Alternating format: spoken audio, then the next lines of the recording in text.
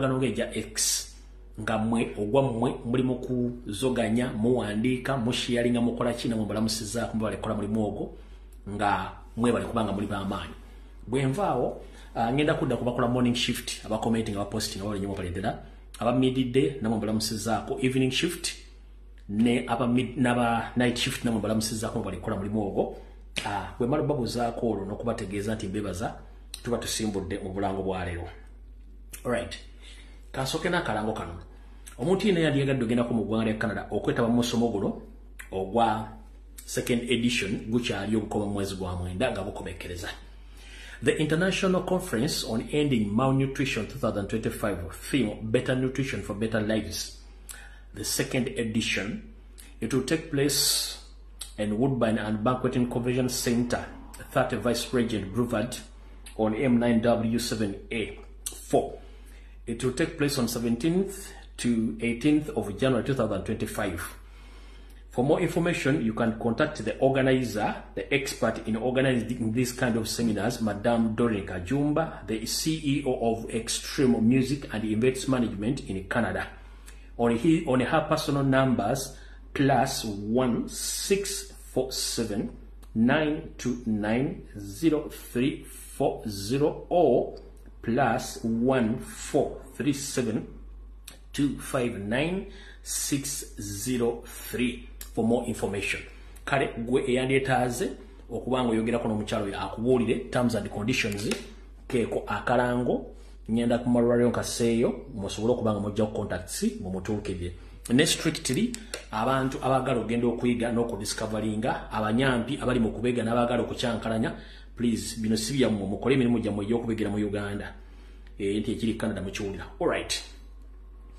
Kana kalango akasembayo kagenda gendere bantu mwenna abali mu ggwanga lya Bungereza, abali mu bwakabaka bwa Bungereza, kubanga bwakabaka bwa Bungereza buli mu Northern Ireland, buli mu Ireland, buli mu Scotland, buli mu Bungereza yennyini. Kati gwe muna Uganda yenna jiwasisira ng'oli mu ggwanga mu bwakabaka bwa Bungereza, nkusaba oliza akalango kano bambi osanga kubanga twetaaga kati okuteekamu amaanyi mangi nnyo okununula eggwanga lyaffe. Kasoma bwe kati nga kategekeddwa aba NOP chapter Stroke People Power mu ggwanga lya Bungereza. Kasoma bwe kati kankasoma olulimi lwe bakawandiiseemu lwe bakawandiikiddemu engeri gye muli muntu olulimi lwansi eyo mujja kategeera bulungi nnyo. Kasoma bwe kati. The NOP UK chapter invites you to the President's London tour of the Duty 2024. The struggle for democracy in Uganda. Come and be part of the journey to freedom. Friday 20th of September 2024, time 16 p.m. up to midnight. This event is open to members of the public on the first come, first serve basis. Please call any of those numbers below to register your attendance.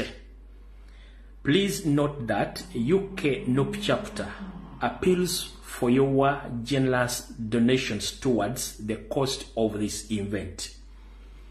All donations to People Power UK Barclays Business SC 20-90-74 account number 13970825. Yours, names and reference. Venue, St. James's Church, Hyde Park Crescent, London, W2 2HD. For more information, you can contact the following telephone numbers available on WhatsApp and on normal calls. The first mobile number is 0794 7505 722. And the other number is 07878 27 23 29. Other number is 7494422 For more information, you can contact those numbers. They are available on WhatsApp. Don't miss the after party with the People's President. ndoza mukategedde bulungi kubanga bakawandiise mu Luzungu nange sobola tekkaza mu Luganda ng'ate bakawandiise b'Ebungereza njagadde kasoma nga bakali era nako njaka postinga buli muntu yenna ali Bungereza asobola okubanga akola ki asobola okubanga akategeera bulungi nnyo nga bakali. Alright, sigenda bawa kigula lugi, sigenda bawa kalowoozo, wabula tugenda tandikawo video butereevu. Video ya leo tugenda gikwata mpola. Ngenda kusaba kwe ow'omwoyo omutono ngalamu omutono eno video ndowooza njagala ogyesonyiwe katusookera eno.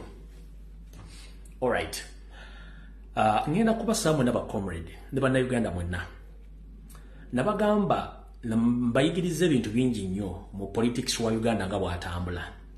Naddala Museveni ng'ayagala okukwata amawulire ogajja we galina okubeera gakyusa agateeke ku kyayagala.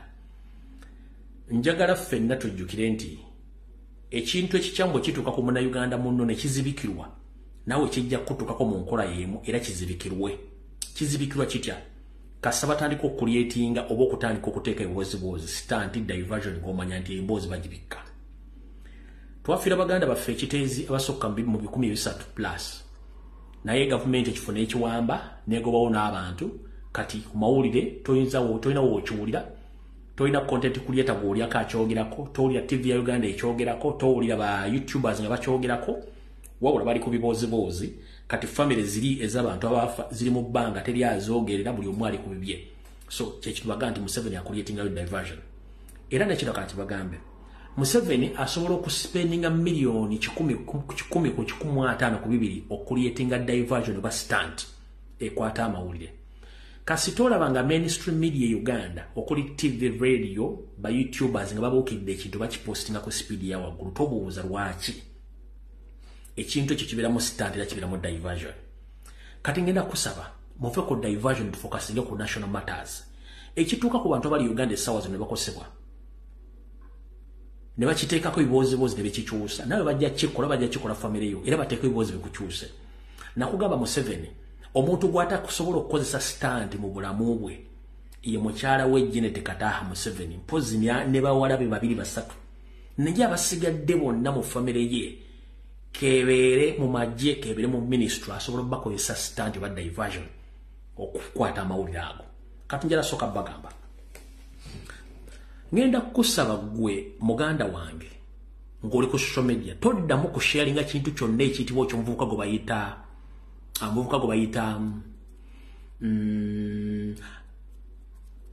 amanya gagenze manyi omutwe gukola nnyo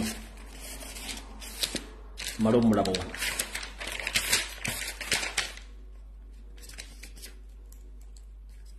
Toddamu kusharinga kintu kyonna ky'omuntu gwe bayita kankaka. Nkiddamu totawaana kuddamu kusharinga kupostinga kwogera ku kintu kyonna ky'omuvubuka gwe bayita kankaka. Nabagamba dda kankaka mukozi wa ISO. Kankaka alina files ezimuvunaanyizibwa ku bantu abaziba misinga n'abantu abazibattibwa. Neno osanga omuntu nga postinga ekintu kya kankaka abisharinga abiwuliza n'obuuza ono yeye mulalu oba oli kankaka ye mulalu.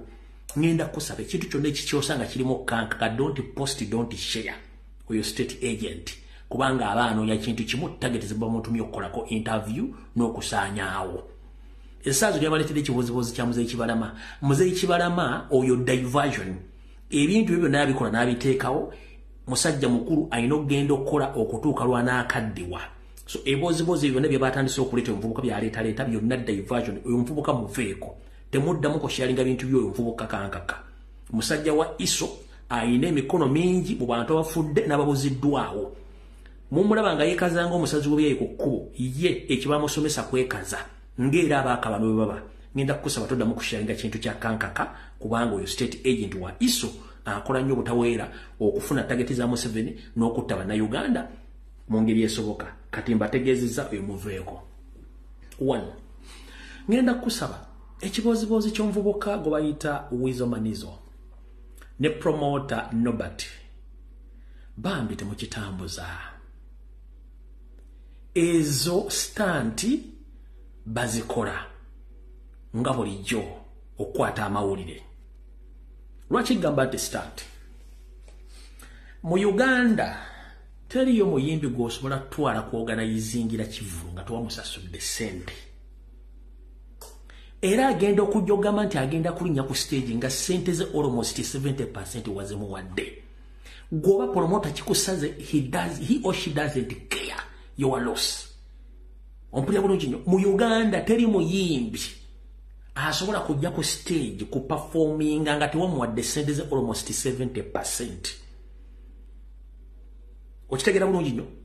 Kati goba bataddemu diversion yabwe ne stunt yabwe y'oluyi mwena ne mubuukira mbu akubye oluyi. No. Ekyo kyabadde kipange bulungi kubanga already bonna ba state agent. Oyo musajja Nobati mukozi wa state mummanyi bulungi nnyo. Wizo we yavaayo okukola concert gye baakola yagira mu kyambalo kya Pirao mu Mine State Mafia. Family ondamo gi Mine State yaba mafias. Kati kikigwe ekikulolezo tandika okukwata videos sasa nti bamukubye. Please njala mberenga abantu abakulu. Teri muyimbi mu Uganda asobola agenda ku stage kuba forming nga tebamuwadde ssente. Ate nekira twandigambye nti balina ekivulu kye bategese bakoze stunt nno tebalina kivulu kirala. Okitegeera amateeka bagamanyi nti omuntu bw'akwasa utingo ngenda ku police n'omuwaabira. Ne mumuganya okutegeera diversion unoosanga olinga posts ekintu akitambuza bamukubira total nonsense baba ajja ku kintu ky'ekiteezi kubanga ekintu kinene nnyo. Nkidda muteri muyimbi kabeera upcoming asobola kujja ku Kivulu nga tebamusasudde. Lwaki babeera upcoming bamuwa amafuta oba bamuwa emitwalo gye 10 najja n'ayimba na teri muyimbi asobola ku performing nga tebamuwadde ssente. Kanko chokola ko tegere nti start. Buchanga show egwa. Let assume nti show yagwa. Kigenda mu wiki ndowooza, kigenda doza mu wiki nga 2 ku 3. Bade tebamuwanga ssente. Kyokanga ekiro kyennyini basoloza ssente baba basoloza nga zagenze dda ku account kubanga batundanga ticket. Gongamba otya tebamusasulanga nawe nolitengala biyumbo bamukubye oluyi. Kiki muliko? Kale njala bagamba mubeere mbintu ebigassa wosanga ekintu kyonna ekitakwataga kikiringa ekibozibozi kya Zali. Nabaga Zali state mafia state agent bamukozesa buli kintu. Omuntu yenna kasitulanga omuntu yali ayogedde ku kintu ekyamuko kyagulanye tayogera nsonga za ggwanga wabula nga tava ku social media akola story after story tomuwanga budde manya nti oyo babanyiga kali bamuga gwokola kino gwokola kiri kubanga iyo program weeri ewoli sponsored by Salim Musale nesemwa ine iso kola stands okujja abantu kumulamwa zomo kitegedde bulungi tufokasinge ku bintu ebirimu amakulu niye mubera ku diversion after diversion.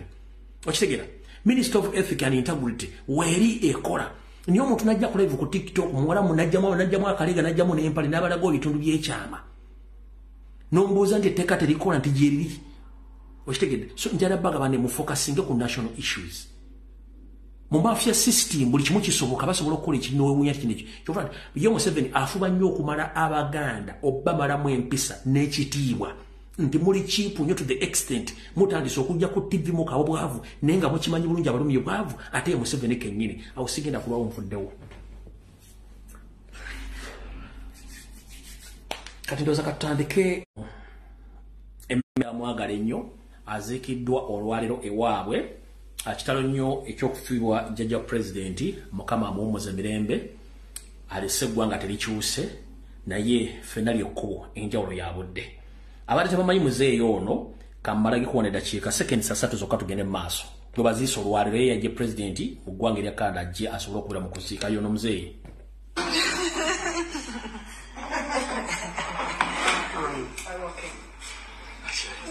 That one is called Shalom. This one is Solomon. That's your eldest great-grandson. This one is Suri.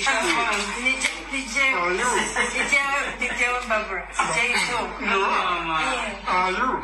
Yes, it is me. May I confirm? Yes, it is me. Kati abatamanyi Luganda n'abalumanyi oyo ye jjajja wa Babi kitegeeza nti Mukama babadde amuwadde obulamu nalaba ku muzzukulu nakabirye nakasatu endowooza gwatalabyeko alabye ku muzzukulu wasooka n'abazzukulu b'abazzukulu be bazzukulu bayita muzzukulu nakabirye ekye bayita obulamu Katonda kyakuwa ndowooza kitegedde bulungi nnyo oyo muzeeyi w'olabye ayita ye mujjajja wa Babi kane babi yajja n'abaana be n'abalaga jjajjaawe ekyo bayita obuwangazi kati muzeeyi afuddalayo ku bazzukulu nakabirye sina kindi ayinza okubaddeyo bazzukulu nakasatu kibayita okuwangaala kale mukama muwangaziza n'amutuuseeyo muzeeyi wummula mirembe. Alright, kati kansookere wano kansubire mupite ne ku General Kayanja wano ane Mayiga atuuke. Bannayuganda ebiseera bwe tujja okwogera naddala abantu Abaganda tuba tetuzize kusiika binyomo bwe twogera ku bantu abakyama bali Mmengo. Mbagamba nti ffe tetulwanyisa ofisi wa Katikkiro, tulwanyisa Mayiga yennyini ng'omuntu olw'obukyamu n'obufere bw'atudde nabwo Mmengo. Mwenna mumanyi emitimbagano egibeera mu Bulange Mmengo okuli BBS Telefina eya Kiba Freeman ne Mayiga, okuli CBS era nga nayo ya Mayiga kati ebitundu 5 ku buli 100. Emikutu gino gyefudde ebbere gye mu kulwanyisa muzzukulu wa Buganda n'okukola bo bwe baagala. Nsaba okuluma kutuka Ssaabasajja Kabaka n'okubikira Abaganda mwenna nti mu wiiki eno ennyini gye tutandika n'eri gye tufindikidde twagwiramu bitalo 2 bye biruwa. Okusookera ddala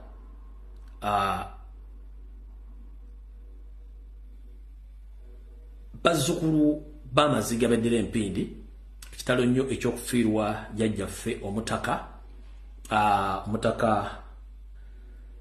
Kamyoka Mugalu ow'Eggunda Buyokwe Kyaggwe eyaterekeddwa naye ekyensonyi nti tewamuwuliddeko nga bamubika oba Mayiga abikira Abaganda oba ategeeza ku Ssaabasajja Kabaka oba Buganda bonna okumanya.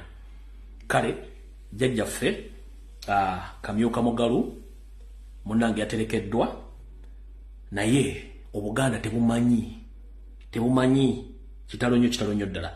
Kano bwe mu ku butambi nga bamugenda omutereka abatasobodde birado bitegeera ono ke kano wana akatambi nga bagenda omutereka.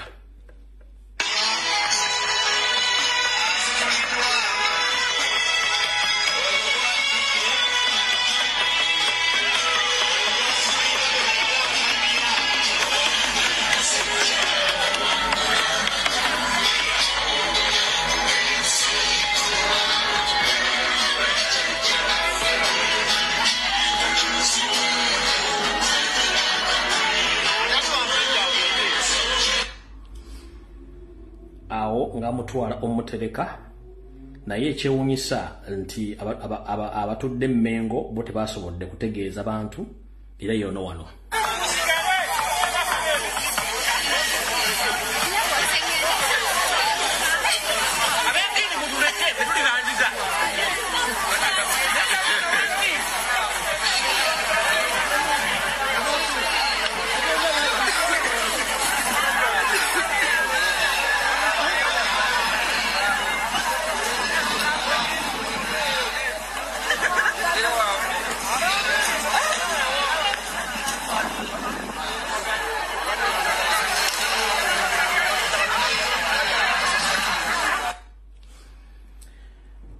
Lwadde terubusa ate wattu jjajjaffe omulala omutaka Ssebuguzi Buganda ono nga yakubadde akulira ekika ky'Empologoma naye bw'atyo yabuze.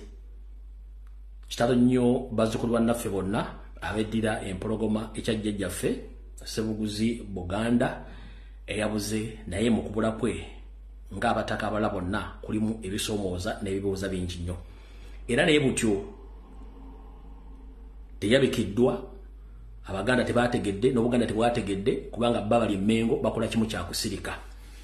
Ekikwasa ensonyi ku kubula kwa jjajjaffe Ssebuguzi Buganda akulira ekika ky'Empologoma nti ate wattu bagenda omutereka ettaka lino liriko baalitwala. Nze bazze bangobera nga akola programs ebimuli mu Bulange Mmengo ettaka ly'ekika ky'Empologoma lino mbali mu mayinga liriko enkaayana era nga omukulu omugo baganye okwogera amannya nze kwe ngenda okwogera kubanga byange byogera kati ng'omusezi agula Seyani omusajja ye Major General Eric Kayanja ettaka yalitwala n'ettaka eryo lya kika kya mpologoma nenga Kayanja yalitwala n'ayeddiza era essaazi no twogerera jjajjaffe tebannamutereka nga tebamaze kusootinga ttaka eryo ne Mayiga asirise buli omu asirise nenga ettaka eryo ebyapa byonna baabiwa Mayiga. Ono ejjeno eri Kayanja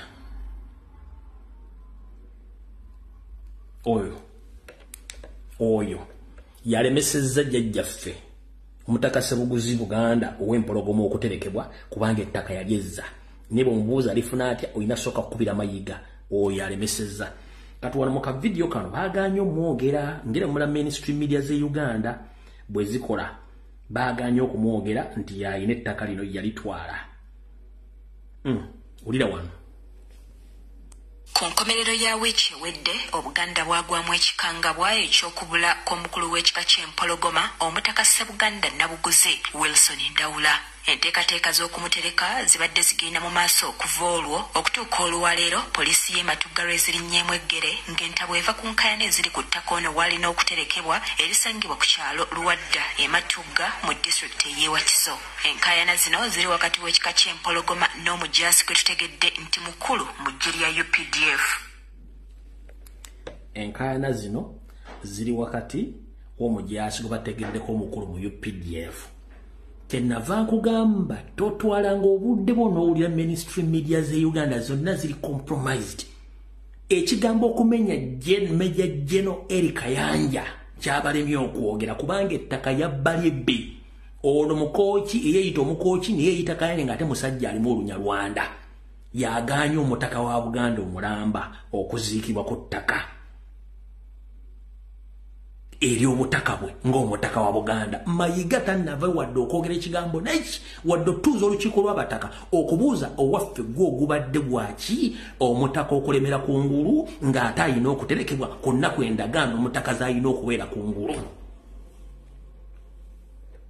Kankabaddemu bano batidde odyogera eyatwala ettaka eryo nga Mengo yerimuguzizza Buganda Land Board n'amu abali mu kika ky'empologoma bamuyita Major General Eric Kayanja. Bano batidde omwogera ffe tubyogera kankakoddizeeyo kawulire. Ku nkomerero ya wiiki ewedde Obuganda bwagwamu ekikangabwa eky'okubula kw'omukulu w'ekika ky'empologoma Omutaka Ssebuganda Nabuguzi Wilson Ndawula. Enteekateeka z'okumutereka zibadde zigenda mu maaso okuva olwo okutuuka olwaleero poliisi y'e Matugga lw'ezirinnyeemu eggere ng'entabo eva ku nkaayana eziri ku ttaka ono waalina okuterekebwa erisangibwa ku kyalo Luwadda e Matugga mu disitulikiti y'e Wakiso. Enkaayana zino ziri wakati w'ekika ky'empologoma n'omujaasi gwe tutegedde nti mukulu mu ggye lya UPDF. Naye akawungezi kajjo twafunyeemu enjega poliisi bwe yatuguddemu wano n'eyimiriza emirimu egigenda mu maaso nga bagamba nti ettaka kwe tuli si lyaffe era baweereddwa ebiragiro batuyimirize bunnambiro tetubaako kintu kyonna kye tukola. Abazzukulu abakedde ne zitrakita mu kifo kino okutereeza ekifo n'okusima entaana eterekebwamu omutaka balabiddeawo nga poliisi y'e Matugga ebawa trakita zino bwamu n'okubalagira okwamuka ekifo awatali kuddamu kukisaalimbirako. Tubadde tuzimba olubiri emmuli ezo ze mulaba bawawula nga tuzimba olubiri wagenda okubulira. Emmuli zo zijja kgenda mu maaso bwe banaaba poliisi era tekomyawo tugaana. Batugezaako naye poliisi yo yatugambye tulina okuyimiriza. Abazzukulu bano bwe basinzidde ne basalawo okugira nga bakuumye omubiri gwa jjajjaabwe okutuuka ng'enkaayana ku ttaka lino zigonjoddwa. Tusazeewo ensonga z'ettaka zibaddewo ebbanga ddene ndowooza tezigenda kukya era kye tusazeewo kiri nti ensonga z'ettaka bwe zinaaba teziwedde Ssebuganda ajja kusigala gy'ali kutuusa nga tufunye obwannannyini obwenkomeredde tukole ensonga nga tewali kutukuba ku mukono. Entegeka z'okutereka omubuze twazizizaayo Mengo bwe balituwa ekyapa agenda kuterekebwa kuba kati be bazirina. Aba Buganda Land Board bakwatagane n'ab'empologoma balabe ng'ekiri kino bakyanguya mangu okulaba nga omutaka aterekebwa. Ngenda kuzaayo amawulire eri omukubiza w'olukiiko n'abataka mubabuulire kiki kyensanze ku ground kitewali kigenda mu maaso kubanga bali bakyayagala okumanya obutaka bwabwe engeri gye buyimiriddemu. Enkayana zino tukitegedde nti zaatuuka n'okubagobya ekika ky'empologoma mu mpaka z'ebika bya Buganda. Ssaabasajja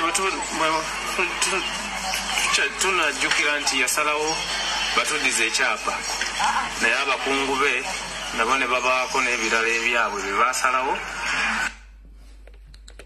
Ssaabasajja Kabaka yasalawo n'agamba ekika ky'empologoma bakiddiza ekyapa, Mayiga yagaana. Kati ng'ogenda owulira omusajja omukulu, omukyalo omukulu, abali mu diaspora abali e Kampala, mbwera tuvoola Obuganda. Bw'abanga Kabaka alagidde nti kino kikolebwe ne batakikola, gwe bwe nkugamba nti Mayiga yawamba Obwakabaka ne Museveni ng'oddamu ovuma Lumbuye. Bino Lumbuye yabyogera. Kabaka akoze okusalawo okw'emirundi n'emirundi eri ab'olulyo olulangira, eri abasajja b'abataka, abalangira n'abampejja. Mayiga n'agaana okukola kye balina okukola, n'aligaana. Bwe tugera ku Mayiga mbwera avudolo nabagamba tetulwanyisa Bwakabaka bwa Buganda era tetulwanyisa ofisi ya Bwakatikkiro, wabula tulwanyisa Mayiga eyeefuula Kabaka mu Buganda.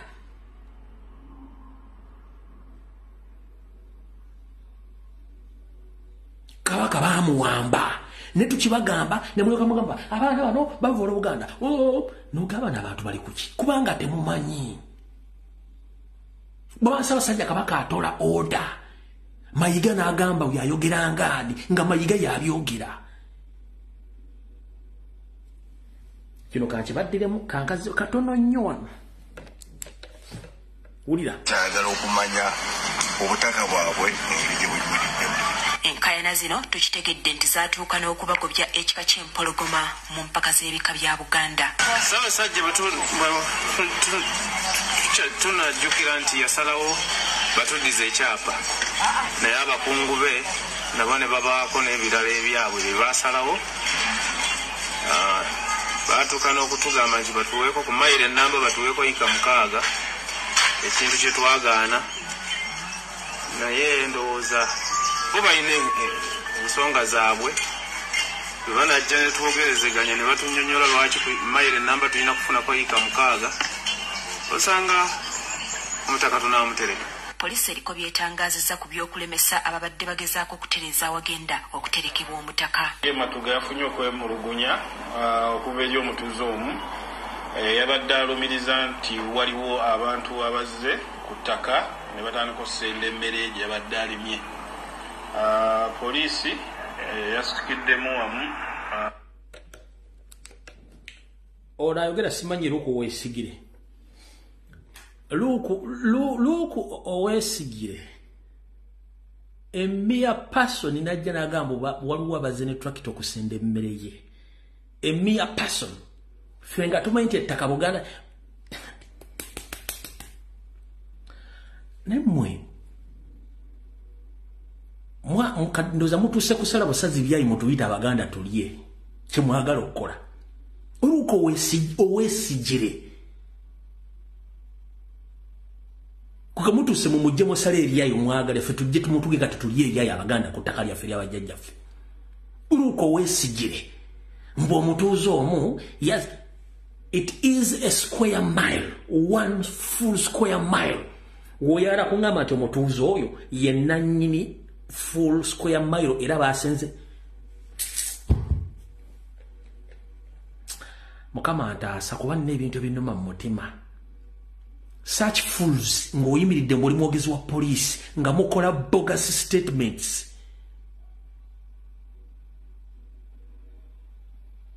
Mutuuze omu. Me, I and those people of Mpologoma Kirani, they know who is behind that mission. It is Charles Peter Mayiga, Buganda Land Board and Major General Eric Ayanja. Teri muntu individual muntu omu, it's a square mile. Eyo si futi 15 bakugambi nti ku square mile bagala baako acres 6. Whom are you fooling?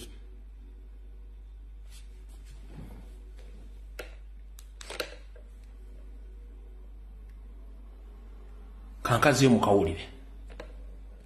zino tukitegedde nti zaatuuka n'okubagobya ekika ky'empologoma mu mpaka z'ebika bya Buganda.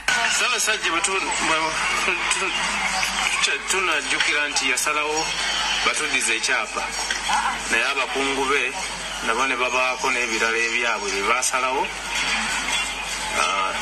baatuuka n'okutugamba nti batuweeko ku mayiro ennamba batuweeko yika 6 ekintu kye twagaana naye ndowooza bo balina ensonga zaabwe bwe banajja ne twogerezeganya ne batunnyonnyola lwaki ku mayiro ennamba tulina kufunako yika 6 osanga omutaka tunaamutereka. Poliisi eriko byetangazizza ku by'okulemesa ababadde bagezaako okutereeza awagenda okuterekebwa omutaka. Matuga yafunye okwemulugunya okuva eri omutuuze omu yabadde alumiriza nti waliwo abantu abazze ttaka ne batandika okusenda emmere gye yabadde alimye. Poliisi yasitukiddemu wamu kwotadde n'abatuuze abalala nesobola okugenda ku ttaka lino era tukituufu twasanze nga kuliko tractor emu grade yabadde esenda naye tubategeeza nti lwaki ate basenda obudde obw'ekiro kaffe kyetulaba nti no kyabadde kireetawo ebibuuzo bingi. Mu mbeera y'emu ne wavaayo omwami omulala General Kayanja eyagambye nti nno yafuna liizi ku ttaka lino.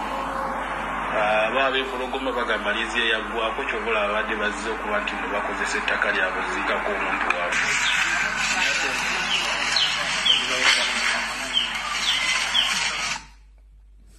Situgenda ku lwawo kati yo TV yabuuse erinnya General Eric Kayanja kati ono Luke Owesigire yayogedde mbu n'omutuuze omulala General Eric Kayanja yazze n'agamba mbu ettaka eryo lirinako liizi.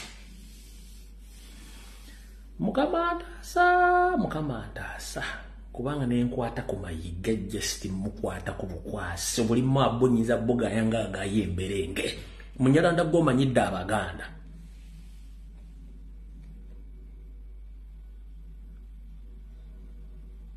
Mayiga bagambanga nti gavumenti ekyuso erinnya wamuyita Lumbuye ne mbanga omuntu aneefaananyiriza mpita wala kano bagenda kakusalemba kakuwe. Gavumenti bwekyukanga n'owulira nti waliwo omusajja gwe bayita Lumbuye wuuyo oba omuntu aneefaananyiriza oba oli ku mukolo dduka siri kusonyiwa kasajja gwe. Tosobola kuddira omutaka omulamba kati essaawa zino ng'ali mu firiigi olw'obuluvu wammwe okwagala okubba ettaka mayiro namba kati nga tuveewaawo.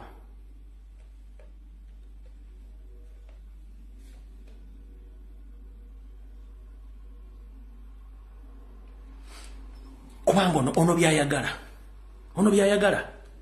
Abaganda we shall crush those enemies as we have done in the past. You preach your nonsense, we shall answer you by what?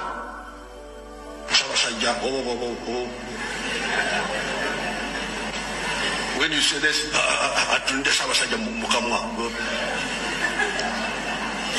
but politics is about to Mukamwa. Now if you say, we shall crush. That is their mission. Kati omukulu ono yefudde nnyo bize ng'emmese mu kita.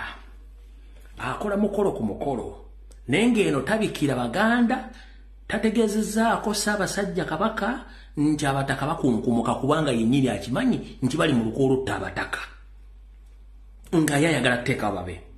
Omukulu ono bamwolesa ogwadde luddawa n'atuula ng'asitamidde emmere mu Buganda tetusitamira mmere ku lujjuliro Semaka tasitamira mmere. Kino ekivunwa nti muli basajja Banyarwanda emmere ku lujjuliro tebagisitamira era n'okusimba olukono ku lujjuliro kyalinga kive. Mwerabireko. Uyo.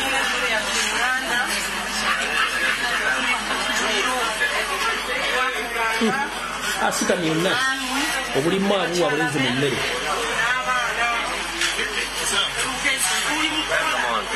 Uyo yenna asitamye alangazze.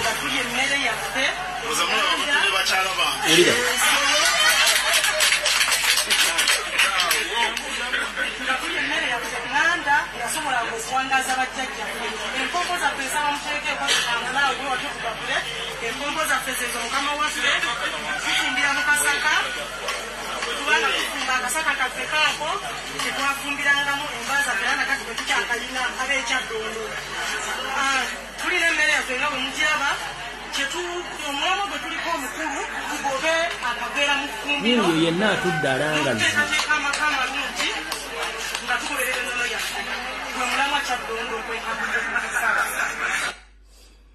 mu Buganda n'okusimba olukono ku lujjuliro kivve.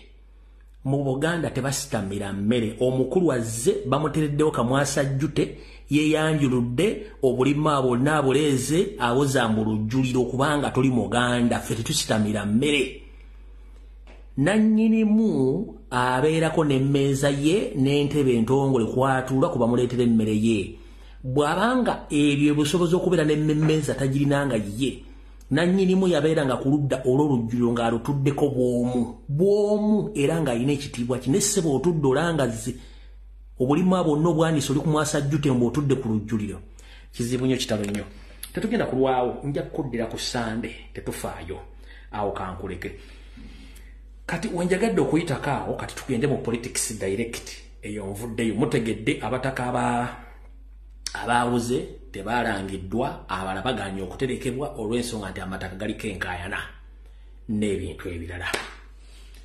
Kati tutandike politics mugenda kutya.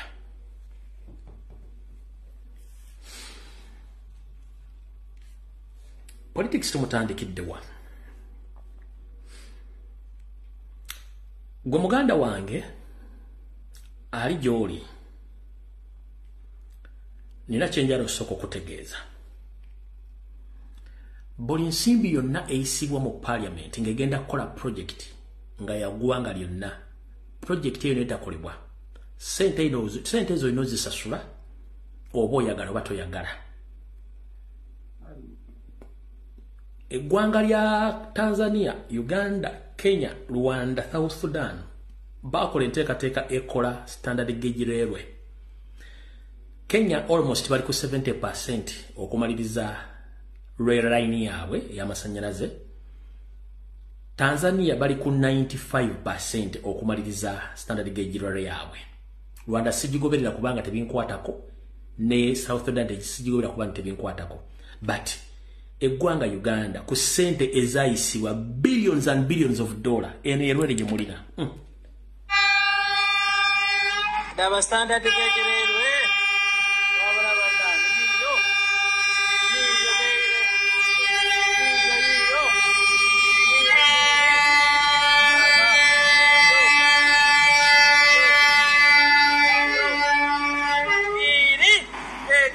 standard gauge railway.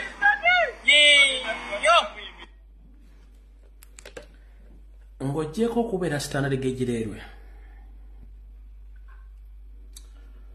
Kasasiro bwe yassa abantu ekiteezi n'abalemesa omutwala emukono ne ku lw'Ennakawuka baddidde eno yennyini Kayola gy'olaba kati gye batikka Kasasiro bamutwala luddawo musuwa egyo bamutwala kati buzino ze zikola nkati kalya za Kasasiro ezimutwala omusula oba omusula luddawa n'olya ng'omutima gwagala kukuukamu okwatako omuntu omusaleko omutogete mu sefuli ogw'embwa egulye. Wuuyo Kasasiro yemutwala kankuzanyire ey'okubiri.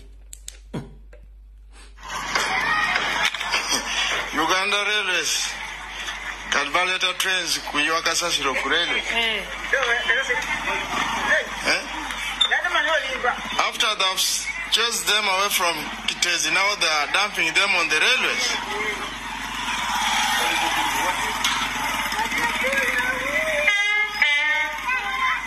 Lord Mayor should act on this. Elders Lukwago should wake up. This is not a dumping site. They should look for a place where to dump this Kasasiro. I'm wondering this kind of the country.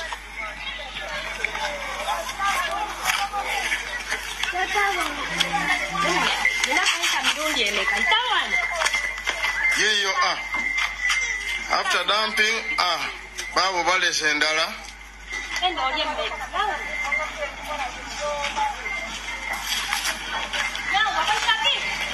is the whole Kasasiro, which they have dumped here yesterday. Today they have added.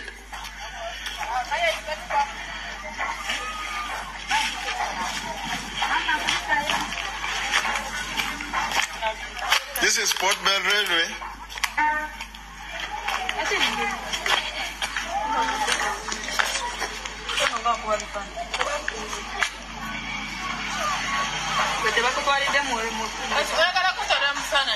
Lord Mayor should act upon all this. This is not a dumping site. This is what I've been telling the chairman yesterday.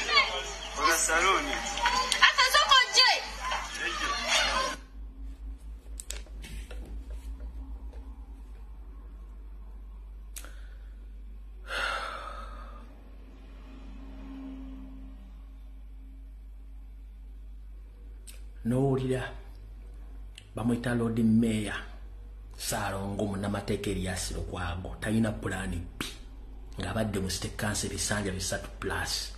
N'owulira Executive Director wa Kampala Dolos Bisakawo oba Kisaka oba Gusaka oba Guki ali awo. N'owulira Kampala Minister simanyi Misa Kabanda walulwa simamita embaata zandi tezitudde mu office tezirina we zigenda kuteeka kasasiro.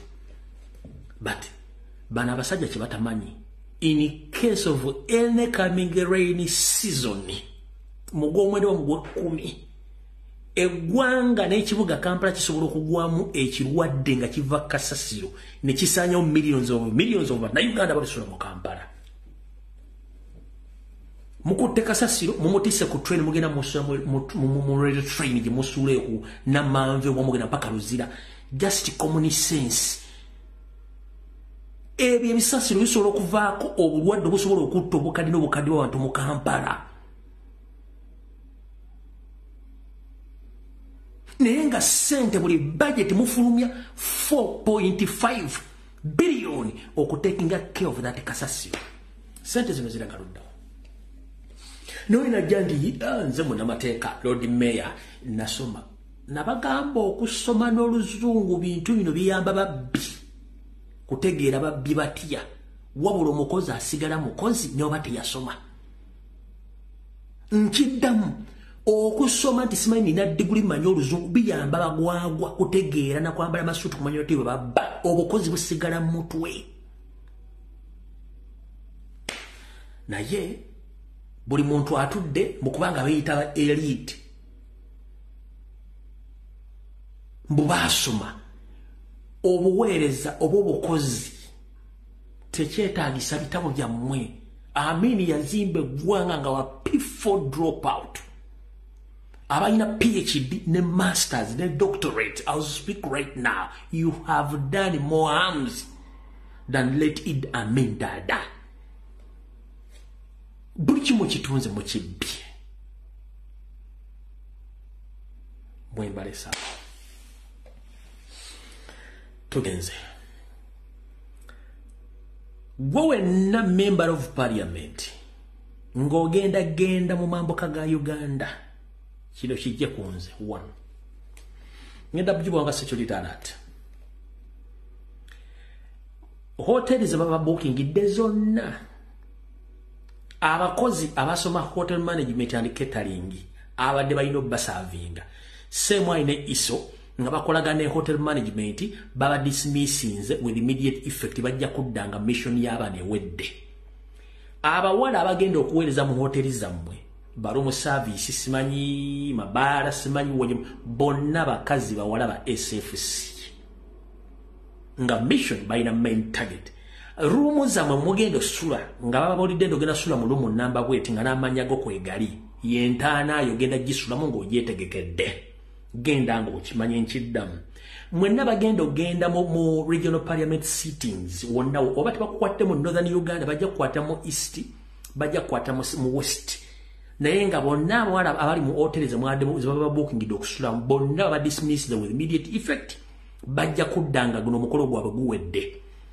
Hotel mugende sula ziri compromised. Abakozi bonna babawumuza abasigadde bonna ba SFC ne CMI abawala abanyarwanda omulinde ba state mafias abana Uganda abagendo bakolako service delivery ngera service batwala wa sitani mu ggulu bye bye Vietnam ekyo nkimaze ensonga endala bwe nazze ne nkuba sweet containers 24 semwaizi yaleeta zibadde bagenda okugaba bakyusiza mu system era bayombe nnyo as working information yafulumye system kije bakyusiza mu 1 bakyusiza packaging oluvanyuma lw'okuwa nti agenda kubeera mu buveera kati bakyusiza mu packaging bakyusiza mu packaging ne bakyusaamu n'abagenda okugabamuko katono bakyongeddemu ebirungo bitya 1 packaging yakyuseemu kati sitio agenda kugira mu container nga buli sejuice busikiriza oba obuboxi nga busikiriza bulinga ekirabo ye packaging bakyuse kubanga buli kyabadde opening oli ejja n'akavira gundi kwata kapati bakyusizaamu nga leo omuntu wakwaka box kafaana bulungi nnyo ogayo omuntu anjagadde nnyo kumba akuwadde entaanaayo ekyo bakyusizaamu ekyokubiri bakyusizaamu ne kubagenda okuwa kati oyinza okusanga honorable Pinga zino box wa switch akugabira kwata munnange nga honorable yakuwadde akatwa oyinza okusanga speaker parliament nga donating sweet ku mikono nga gotomayi kumba yakuwadde akatwa so mubere very careful yo buli kyekubano bakikyusa kati bakyusiza mu packaging n'abagenda okugaba yes nabona bali basigaddewo ne bakyusiza mu bintu bibiri packaging ne abantu bagenda ba distributors baba donors bagenda okudonatinga sweet oyo bakyusiza so mubera we yana bintu bino embulire tefa yonna ogwange ngokola ne babulirira ne mbaga ebigambo bino ayagala kiwulire atayagala kireke mukowere erimu kano jara kayendo Mr. President Security Alert manyi Mr. President Mukama kukuuma nempoza bajjajjabo naye okwelira sibuti wattu ensanafu etambula egaludde Mr. President Kyagulanyi Ssentamu nze omulimu gwange gwa kubuulira bantu naawe nga kuwuli oba obiwulidde oba tobiwulidde ogwange mbanga ogedde zino video zibeera kubasiziriritingayo abaami bano batuula buli lunaku on a daily basis butya bwe bayinza okukujjawo buli lunaku batuula in fact olunaku lubeeramu essaawa 24 lwakuba ffe tumanyiko 12 ez'emisana kino kankikuddiremu olunaku lubeeramu essaawa 24 lwakuba nti ffe tumanyiko luno ng'omusana ovako 12 paka 12 tumandize olunaku luba luwedde no olunaku lubeeramu 24 hours kati you say spending half of the day planning thinking how to eliminate Robert Kyagulanyi Ssentamu nkiddamu olunaku lubeeramu 24 hours essaawa 24 naye 12 hours mu 7 iso eso puso fuso pupu papa kapa messe they sit they gather how to assassinate Robert Kyagulanyi Ssentamu but musajja watutatulanga ka kulooza nange ntudde ngambe tugenda kuttatya mu 7 nokuba takirina ekyo ayagala mujjako ng'akozesa amateeka bire bigambo byalo jala bigamba mukulembeze wange mu Robert Kyagulanyi Ssentamu Mukama akuwangazizza okutuusa wano akwongera ekisa n'okusaasira naye yongera okwebeereramu nnyo yongera okwebeereramu nnyo kabeera omuntu gw'otambula naye nnyo kabeera munnabyabufuzi nnyo kabeerani nnyo kubanga sitaani bw'alaba ayidde gwagoberera nkiddamu sitaani bw'alaba ayidde gwagoberera Mr. President yongera okwebeereramu nnyo kubanga bakutega abantu bangi nnyo naye n'obayita mbuyisi abamu obategeera n'abalala bayita mbuyisi wawo ne bannamateeka ng'omanyi nti obadde ku sayidi yo nabo bafu wano bannamateeka obadde omanyi nti nga nabo bafu so Mukama akusaasire akuyise mu buzibu otherwise abasajja batuula 12 hours planning how to eliminate you so kyenjagadde okugamba bw'obanga obadde weebereramu nnyo ebitundu 10 ku 10 yongerako ebirala 10 mukama kingirize ne family yo aho nawo mvuddewo ko erimu mwenda bana Uganda ngera bategeeza katusoke tuzeeyo ko akatambye mabega 1 ndi wano kubajjukiza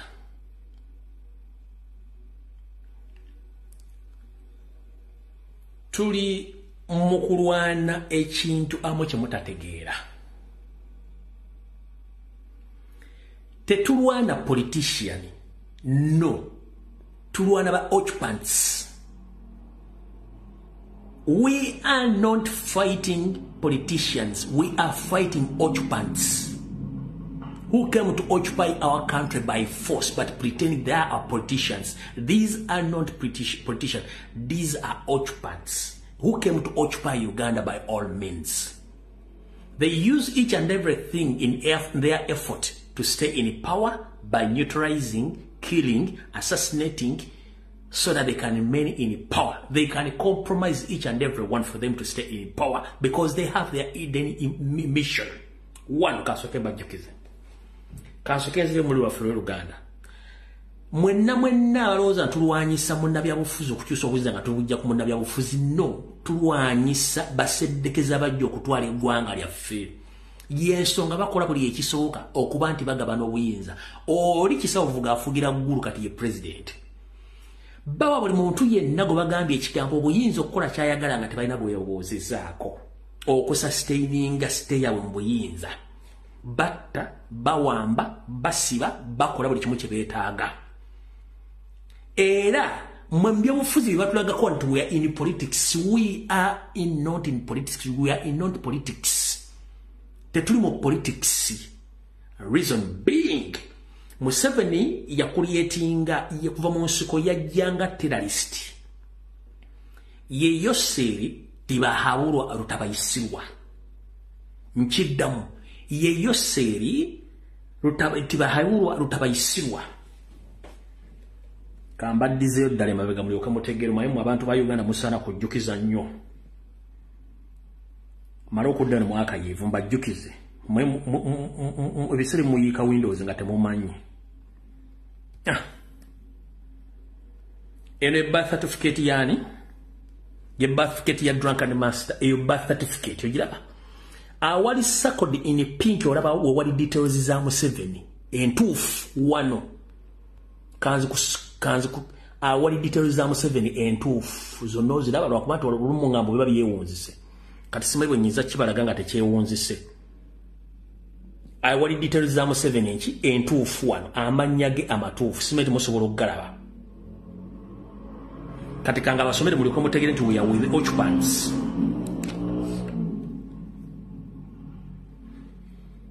Amanya ga Yoseri amanya ga Museveni amatuufu ye Yoseri tibahabulwa rutabayisirwa wano bakolaga nti azaalibwa ttale Rwanda era we bakulya birth certificate eno yali operative ya Uganda State Research Bureau ekitongolo ekikesi ekyali mu government y'Obote ne Amini.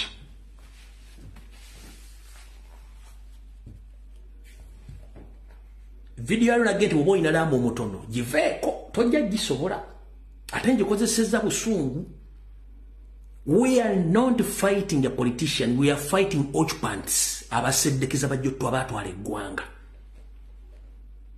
Kati mutegedde amanya g'amatuufu ye Yoseri tibahabulwa rutabayisirwa nalwana nayo mugisa ya amanya ge part of his names gies yali akwese buuza nze nasoka politics wa Uganda bakiseka baliwo babidandisa baliwo bani bonna baliwo nakati we bali nobody came out to ask Museveni amanya g'amatuufu gwani kati ye agenda mu nsiko nga ye Yoweri Museveni alwana awangula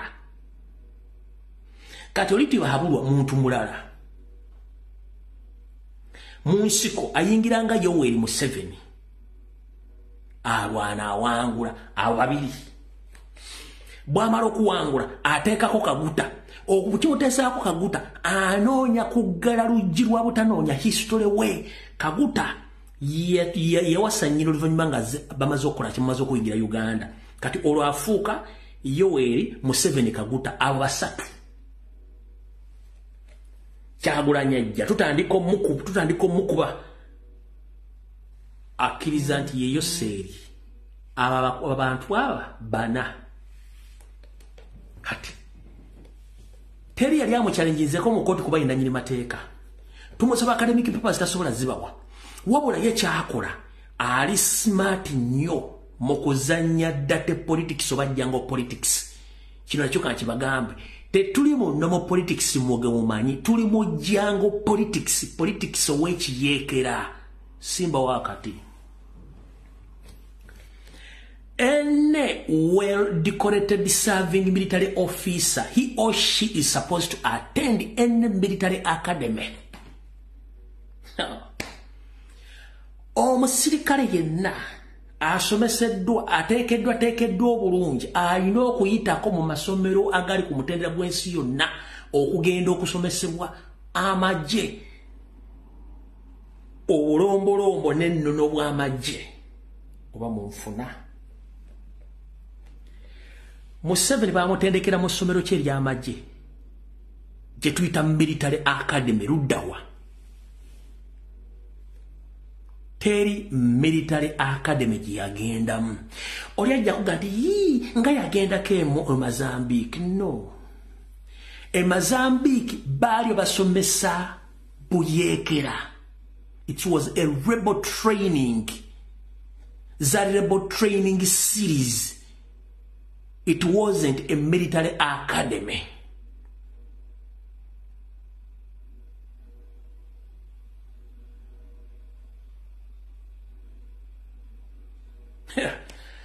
Video yale wa mujjaje kulira ngo oba mmengo baludda wasemanya.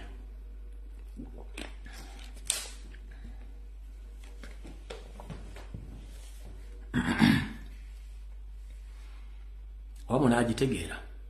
Museveni tayina ssomero lyonna lyayitamu nga lisomesa amagye wabula yeetendekanga mu yeekera. Salimu Sale tayina military academy gye yagendamu yonna yatendekebwanga mu yeekera. As well n'omugenzi Frederick Rwejema mu gurupu yaabwe yagenda n'asoma eyajjayo obujjogendo yali yagenda military academy yali Paul Kagame.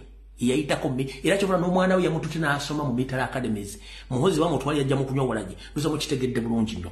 So bino byonna bye mulaba tondawo opposition eyiyo kola bintu biri awkward nga biri funny but bintu bibeerawo byekizizitinge obigamba basiru bajja kubira nga bitunira tebabitegeera gwoyisewo kyoyagala mu system ya divide and rule.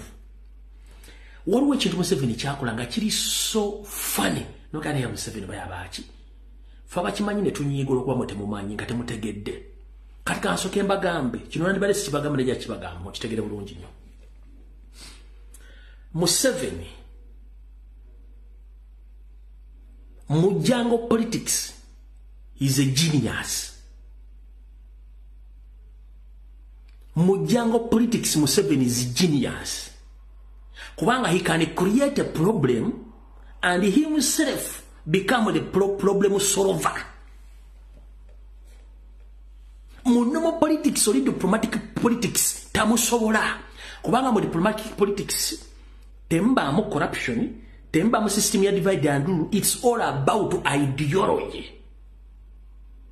It's all about ideology. Nti ogenda kujoyogera manifesto ojibulira abantu babesinga okwo bakuwaaka luno yebwe kigaana ng'amanyi nti mwefoka sinze kigaana lwaki ngenda kutta abantu masanyoze empitewo lwaki bwe kigaana teekawo opposition eyiyo ne mu opposition mwenyini oteekemu opposition endala okitegera. Museveni yajjanga mu yeekera n'amanya nti obuyeekera bwange basobola okukola ekintu kyekimu kiyakola okimanyi n'atonderawo chief of military intelligence n'atonderawo internal security organization n'atonderawo ESO nga tebiri mu constitution bino nga bimuyambako kulietinga all sorts of diversions, sorts of rebel groups no manufacturing blackmail no propaganda against all easy targets. Buliro yamanyanga nga olina obwongo obukola. Nga wandika oyo we can't manage him. Find a way how to eliminate him. Kyovola okuva myaka gyensanvu ajja yajjanga wa abantu. Awangudde mu 86 zajjawo nakati ajjajjawo naye nga mba temutegeera abajjawo atya. Yasettinganga accidents, nasettinga assassinations, nasettinganga obutwa nga bujja butta abantu. Nenga mutumanyi najja settinga zino peti accident gundi ka boda kamutomedde ne kagenda ngajja ngebyo tewali social media byonna bikola systematically bulungi nnyo very cleaning ati yasobola byogerako.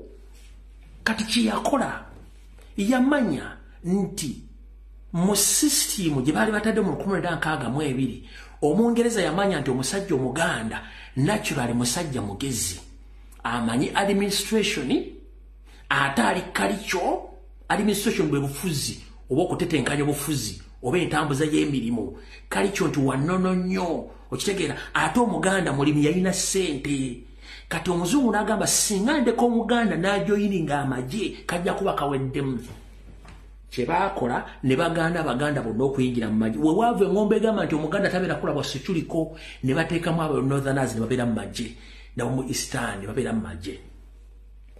Kati Museveni bwe yamanya nti abadde mu magye bonna ba northerners olwawangula n'abateekamu kkoni n'alisira kwena ne basala ne babatamya kye bayita olutalo.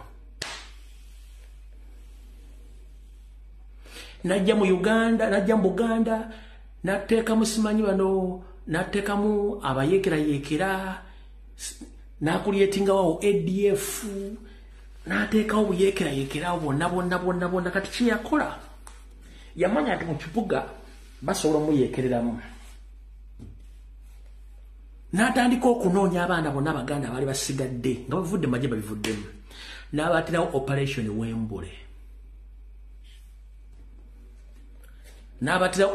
Wembule ani yagiri muyono Kayanja yabbye ettaka ly'omutaka gwe baganye okuziika. Kayanja yatta abaana abaganda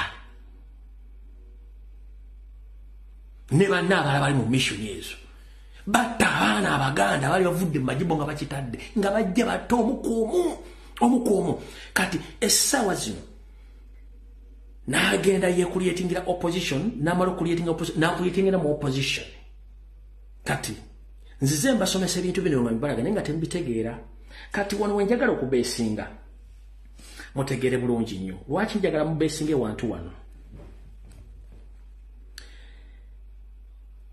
Njagala otunuulire Democratic Party otunuulire ne Mengo. Museveni abadde alonda nnyo abantu okubafuula minisita ng'abajja Mengo olwa ideology yaabwe ne popularity yaabwe. Bw'amala obbazza eno mu gavumenti n'abafuula ebitagasa abo n'abaggalawo abalirako ennaafu ne basavayinga ne batafa. Mu DP abadde nga ajja amapesa n'agateeka mu gavumenti n'agafuula ebitagasa abalala n'agatta. Ofuna vidiyo ya leero woolina omuntu omunafu giveeko. Ekyo bw'amaze okukikola kati n'ateekawo Forum for Democratic Change n'ateekawo bantu bonna bani bamabikke bani bonna n'abateekawo. Kati sigenda kulambulula nnyo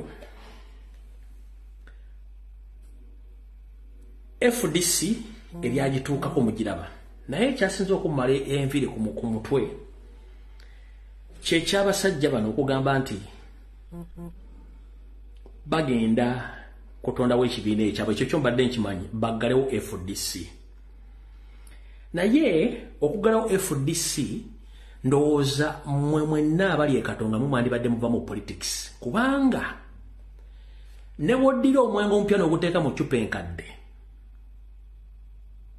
oba n'oddira eccupa enkadde n'ogiteekamu omwenge omupya kisigala kye kimu.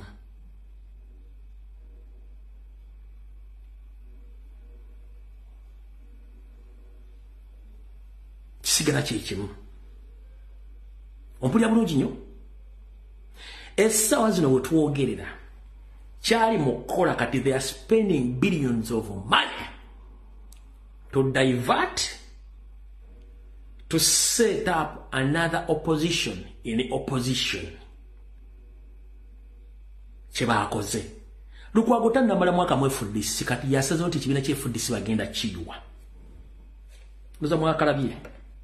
Ekibiina ky'FDC ab'ekiwayi kyatonga basazeewo bagalewo mu butongole ekibiina kino ekimaze emyaka 20. Going too soon, FDC.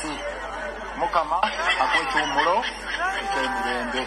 Kino kye kimu ku bikkaanyiziddwako Mutamiruka bwe batuuzizza olwaleero ku woofiisi zaabwe e Katonga mu Kampala nga Dr. Kizza Besigye annyonnyote nti beesigamye ku ssemateeka w'ekibiina mu kawaayiro aka 36. Ssemateeka ono abawa emyezi 6 okutegeeza eggwanga ku nteekateeka ez'okuggalawo ekibiina omuli n'okuwandiikira akakiiko k'ebyokulonda n'okulinda omuntu yenna anaavaayo nga wakanya ekiteeso kyabwe. Lukwago Tannamala mwaka mu FDC. Kale katugambe nti agumazeemu. Yayisiza resolution FDC bagiggalewo then bagende mu crisis management batandika okuyomba. Ompulya bulungi nnyo.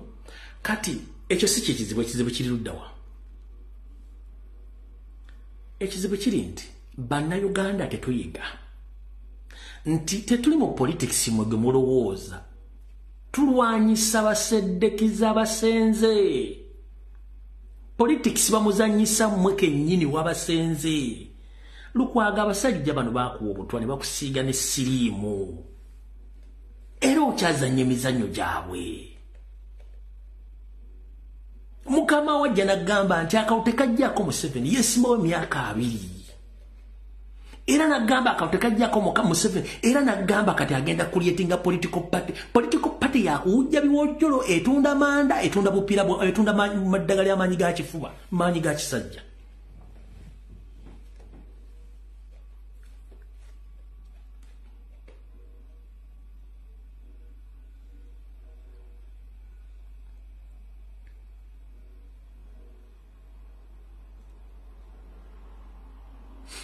Notundi abasajja emisana basanga Kyagulanyi they are teething around baseka mwana feolwa bwe bamukuba omugongo ebigebo boogera ku Kyagulanyi muganda wange n'obiwulira.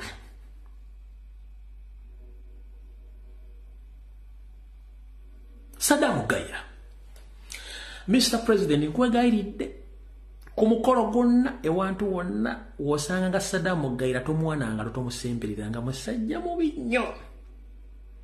Omusajja oyo akusiiga empitambi n'ettomi wonna ate ng'alineko. Saddam Gayira ogamba nti oli musajja muganda. Obadde ebyobufuzi olina enfudu z'emmengo. Tofunanga wadde ekifo ky'erosi wano. Kyagulanyi yakugana ofuna ekifo ky'erosi wano. Saddam Gayira. Oli mulungi nnyo wasikira enjogera ya mugenzi Hussein Kyanjo. You are good at articulating points but acting professional. It's your weak point. When you come out to speak in the public, you are good.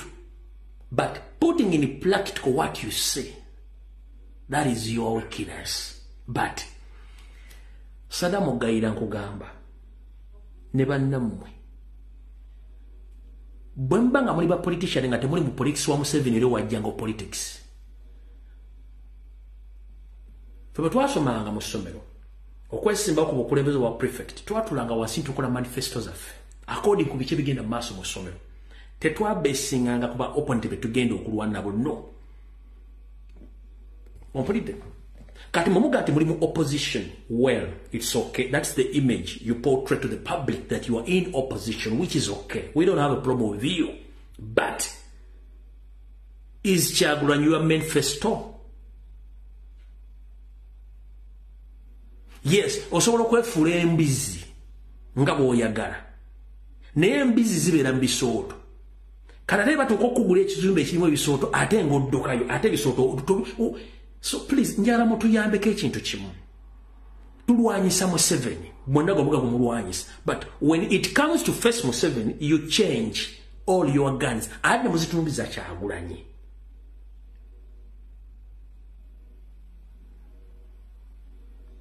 Okitegera?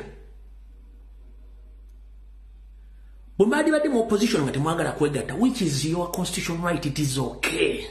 But who is your common enemy is Museveni. Focus on Museveni.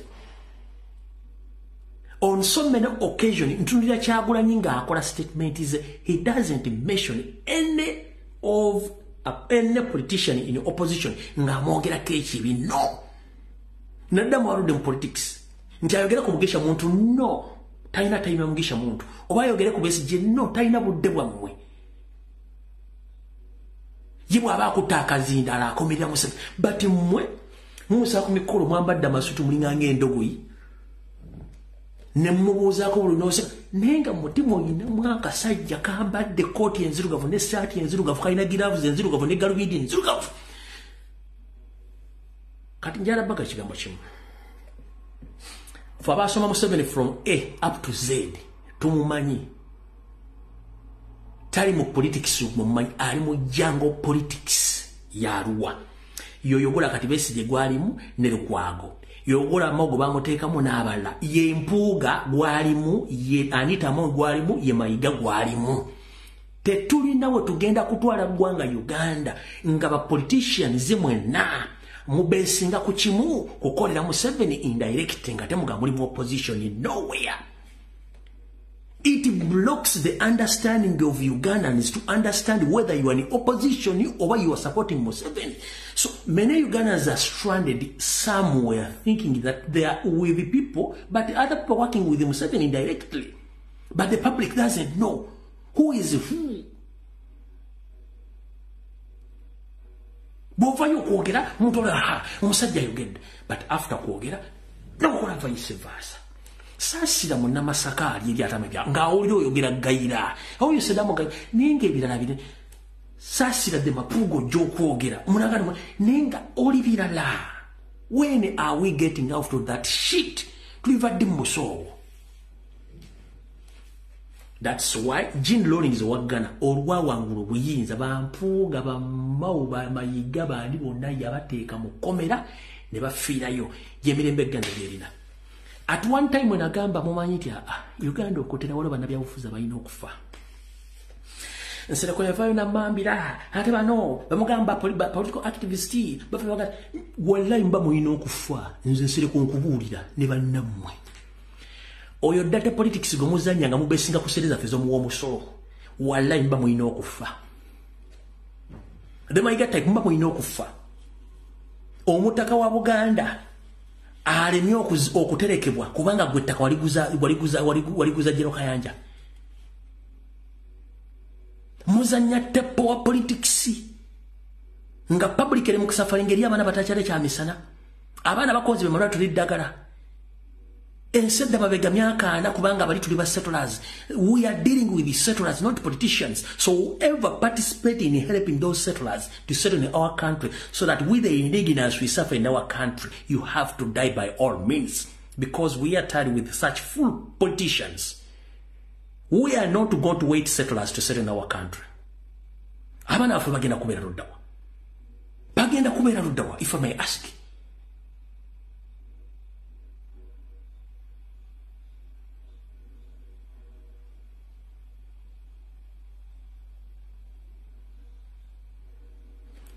Abaana baffe n'abazzukulu bagenda kubeera wa.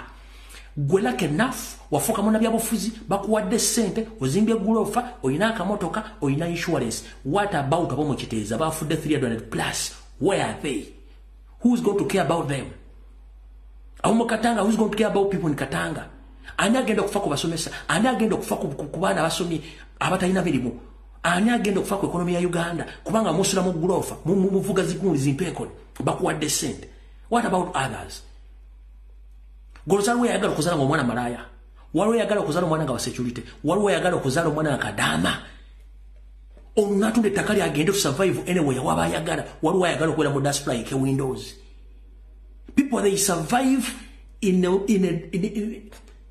a very unexplanation situation in diaspora. Nge waba ine nyumba bisenge musanvu. Wawala due to the economic factors eziri mu Uganda ne political situation embiri mu Uganda bamalekera bintu bagenda bagakatugende film mu diaspora.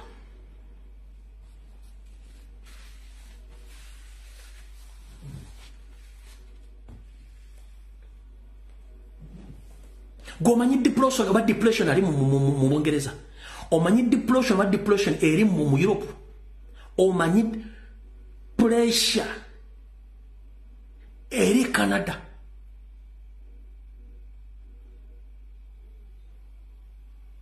Omanyi pressure eri mu America.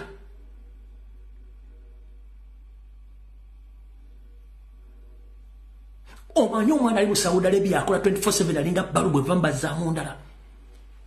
Omwana ayimirira mu security ku kizimbe n'akuuma 12 hours ngata ne mwe no sanga abaana mu kibuga kya Dubai sime kibayita sime Dubai sime deira ng'omwana muwala ayimiridde force 24 hours anoonya kyakulya to survive nenga yandi yagadde emirimu egyo. Muzadde we yamuwera ina diploma ekitono nyo ina certificate ya senior 6. The problem is not Ugandans, it's you. Let Idi Amin Dada left each and everything behind, which was accommodating all Ugandans. Yaleka wamakole, yaleka buli kimu nga n'ataasoma alina omulimu akola ng'economy etambula. Mwamu sabotaging from day one, ne mbulooki nga international community, ne mbulooki nga mu East Africa, n'asigala ng'atambuza economy nga n'abayindi abagobye. Nemma mwina access ku kintu kyonna, but you steal each and every single coin mu treasury. Ne mutambula mugenda mutambula mukoyo yo.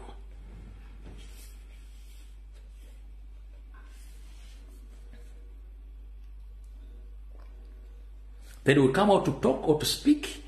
Others are hooligans. We are not hooligans.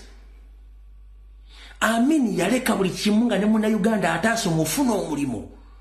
Ng'ogufuna kubanga oli muna Uganda. Bamudusanga dduka mukazi namugamba Madina wa ebbawa ngwa tugenze dasiya baga ezo sente sizange za bana Uganda teyagenda na sente ya muwa musulunoji. Tuli mu 21st century egwanga terina governor wa Bank of Uganda.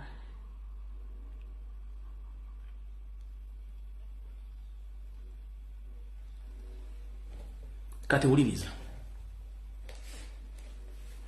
Yoseriti bahabulwa lutabayisirwa mutabani wa Karekezi Museveni ne banno. System gye muzanya kati kanjibulira abantu. You create your own people, but in public you show the public that you are against those people, but actually you work with them. The likes of Mpuga, the Segonazi, n'abalala. You created Anita Amongi Tayewa via FDC.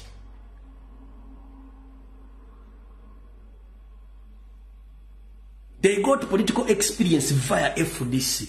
Thereafter, you brought them back in NRM.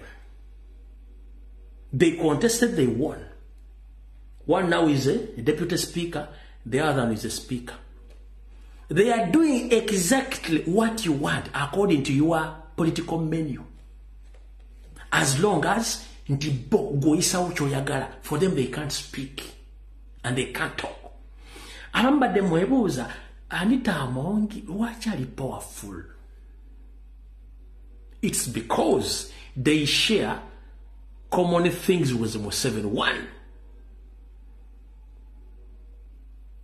bano ba bookment bayina ekibagatta. Museveni awujja Anita ekiwojjolo ekisooka. Ekyokubiri, Anita Amongi ayisawo mubadde mwina kyemutamanyi kyekankibabuulire. Anita Amongi ne timu ye yonna ya parliament nga ba MP tebali be bayisa budget ya Uganda. Ompulira, under the budget gye bayisa wanseno mu nkwesese ebirayo sente za Museveni ezitamanyikiddwako accountability. Bwebanga budget ya trillions 10 bateka mu trillions 15 ezo trillions 5 za Museveni ne bazireta mu budget committee wa financial committee tebasobola zongera nako. Supplementary budget zifuluma every after 3 months. Zonna zimenya mateeka due to Anita Amongi and Taibwa anti bano bantu ba Museveni baziyisa buyisa. So Anita Among is just an mere MP. Chasinga konti je aina office just kati ya tukubiriza olukiiko. But she's fucking rich to the extent nti kati avuganya ku bagagga bali mu East and Central Africa. Akoleredde banga ki questions zino okuteekebwawo answer tewali. Kubanga amanyi mukama we Museveni mubbi. Naye ayina okubba teri agenda mukwatako. As we speak right now, he controls parliament 100%. Ngomuntu nyumba yeye. It's a household. He owns the parliament. Ekizimba ki owninga ba MOP, owninga ba commissioners, owninga buli kimu. Ne restaurant yazitutte. Buli section ya parliament yaji ownings to the extent ne section ya sports yagambi tena gwasobola jiwa yajiwadde makati yakuya sports mu parliament sports department ye kubanga yibaawe buli kimu akitutte kubanga Museveni tasobola mukwatako aina mwete mumanyi sente zikuleta kali ya Buganda ne bizibu sale musale Anita Among baleeta mu package this week balese nti companies 8 bazisonyiwa omusolo wabula bambe pale babuuza who are the owner of these companies? Companies zibaddewo ddi ng'omanyi sente zibaagala basonyiwa basajja bano ziri mu trillions and trillions of money olw'okuba nti bano be bannannyini companies tezikyalina namanya the address tebasobola kwogera ba owners so there baga naye nga abasajja Abaganda n'Abannayuganda bafira business bagano bawalon basaki zimwe Kasagga the likes of Sembule n'abagagga abala bali mu business baba mu Uganda abafa press ne bafa baba masente ne company zijja tezimanyikiddwa ne zisaba misolo tax holiday kati zaze company 8 zeta ziri mu trillions of money zigenda kuyita kubanga they are sharing the same thing in common omukulu abba bali bamubira kanayo babba chembadete mumanye ekyo so chemutamanye kira kiki Anita Among bwamala okuyamba Museveni okubba sente zonna zemutalabana ku mu budget ya Uganda kubanga teri gwanga lisobola kubeerawo for the good 6 months nga terina Governor Bank of Uganda. It is impossible. Tekisoboka Uganda tugenda myaka egi tewali governor kati Museveni ye governor sente azikwata munga bwayagala bwe ziva mu revenue singira mu Bank of Uganda zigenda bugenzi wa Salimu Sale ezimuwa Museveni Anita Among nafunako portion ye zamutegedde mujja genda mutegeera mpola kati kinyo sikiriruddawa ono bwamala okulukulutinga abantu bena bateeka mu opposition n'amala n'abajjo n'abateeka mu play ya NRM bamuyambe yensonga lwaki nti ekibiina ekibazoganya kati ekyakyagulanye ne bwe kiteekayo omuntu balina force esobola omugoba nego basabye basobola omugaanira eyo mbirabyeko tebiriko kuwaayiriza kati wano okuwali okulina okukombesa wano what to mission ya Anita Among bafuna pressure ne shock of their lives naddala ba NRM national platform of Kyagulanyi baba kuba akalulu flat neche mutamanyi nti NUP yafuna ba member parliament basukka 12 mu north mu east ne Buganda ne Kasese yafuna ba MP bonna basaza mbasaze ne balangirira ba NRM buli kimu kyafuma information mugirina kati yalina okukola ki balina okutreaminga n'okusanya ekibiina kya national platform nga bakozesa ani balina bafulira akamyu yensonga lwaki Museveni aina abantu begwakutega n'amukutegaawo najjanga is very smart humble ngera boy bajja mu Uganda nga bali humble bawuliriza after getting what they want now they are tebagala kumanya so batega bampuga bandi bonna babategera abaleeta Puga bamalo tula mu office of leader of opposition tayisanga ko bill wadoteka ekigambo kyonna kibayita okukola mani wano gye bayita majority report majority report y'abantu abangi ne minority report y'abantu abatono tagikolangayo talina kintu kyali opposinze okujjako okuzanya politics wa Museveni oyo nga abantu bamulaba amuzanyira mpola mpola buli kimu nga akikola kati bwe tubeera mu bibiina mu byobufuzi president w'ekibiina yabeera ne powers ku babe ba parliament bonna wabula Mpuuga making sure nti ye atwala powers zonna ezikontrolinga aba MP nga tebakyasobola ku reportinga Robert Kyagulanyi Center munabeddiza kati Anita Amongi n'amukozesa mission ey'okusanya ekibiina kya Nupo kyawulamu nga babasanyizawo ekyandi eno programu ya FDC tetandisereyo mugirabo yatandika dda kati kiri ku final touches ky'okusanyawo FDC kati bana abantu bonna Anita Amongi ezo sente milioni 5 sente endala zonna zibaziba byonna byonna ba MP okubakagaba bonna buli gole bonna bazanya kadi ku kadi Baje kati ladies and gentlemen Mpuuga ne banne mission yaabwe mwajiri Nyamugere yali yakusanyawo kibiina kya National Platform n'abakulembeze baakyo bonna mission Mpuuga eyamulemerera kati jukira mu parliament mulimu abantu abaagala ensi yaabwe mulimu abalaba nga kiyitiridde kitiya omubbi olumu atulako nagane nga nzibye nnyo nawumulamuko n'omutemu walulaga nti naye nga nzise nnyo nawumulamuko n'omwezi walulutekeeraga nenyenze nnyo naye be mbadde nnyenda yona bafudde sirimu kansooke ndinyemu ekyawakati naye abakulu bano tebalinyamu ekyawakati bateeka butesi kwekiserereta kati gwe atalina bwongo oli emmotoka edduka naye nga tomanya ani avuga mmotoka eyo kati ye system gye mubaddemu nga temumanyi kye babavuga okitegedde bulungi nnyo kati yeyembeera mutubadde kati mugitegedde kati ne mu parliament eri abantu bame ba parliament nga ba NRM n'abopozi nga neddedde ekintu kisusse kati newankubadde mubalizo kyogera nga banoonya waki wayogedde bwoti jangu wano jangu tulabe ebintu bino naye mulimu abantu nga balaba kisusse bano bebamu ku bo balebamu ku bo obudde bwamala nga atuvuma